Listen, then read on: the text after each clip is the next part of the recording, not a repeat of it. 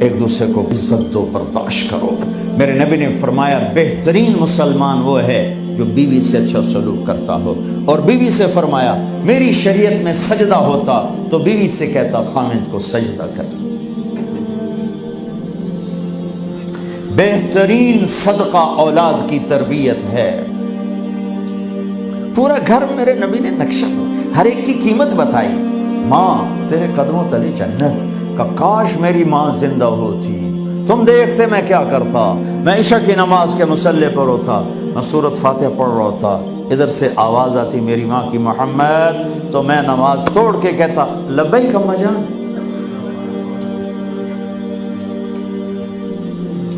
باپ کا تیرے جنت کا دروازہ ہے، باپ تیری جنت کا دروازہ ہے، کھولنا توڑنا نہیں، کھولنا توڑنا نہیں،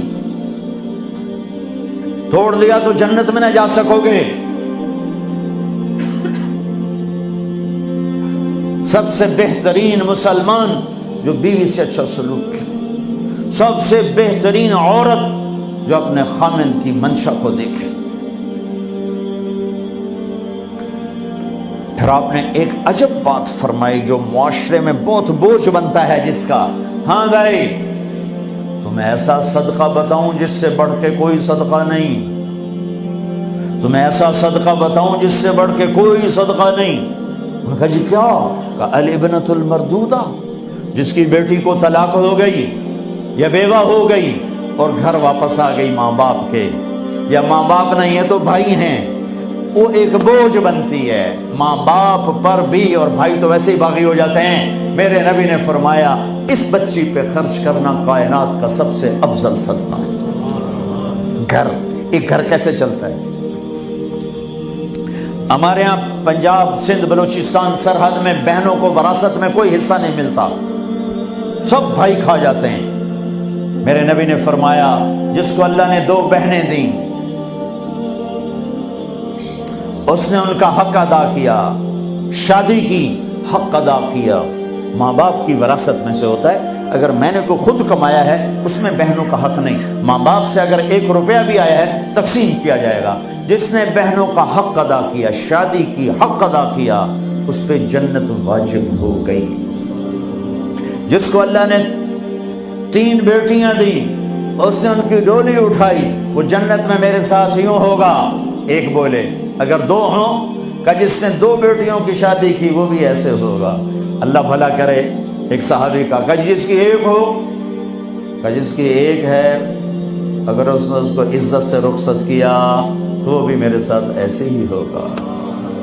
پھر کئی بچیوں کو طلاق پڑی ہے کہ اس کو بیٹا نہیں ہوتا۔ یہاں آنے سے پہلے کا واقعہ، پنڈی سے بچی رو رو برا حال اس کا، میں تو فون سنتا ہی نہیں ہوں ایسے کہ میرا تو کلیجہ پھٹ گیا ہے۔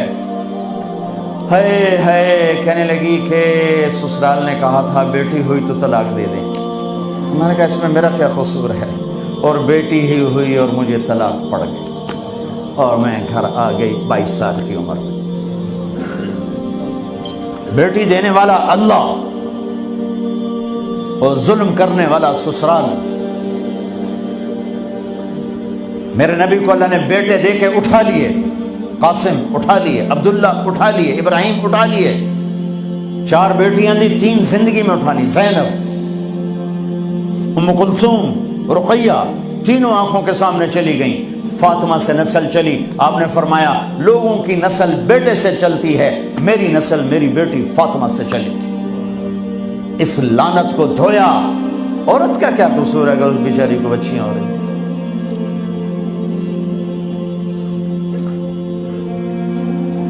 جس نے اپنی بہنوں کو حق ادا کیا، جس نے بیٹیوں کو ڈولے میں بٹھایا، ان کا حق ادا کیا، کہ جنت میں یوں ہو جائے گا۔ بہنوں کو دینا اتنا ضروری ہے، حرام ہو جاتی ہے روٹی۔ میں نے مولانا جمشید صاحب میرے استاد ہیں، میں نے ان سے تفسیر پڑھی۔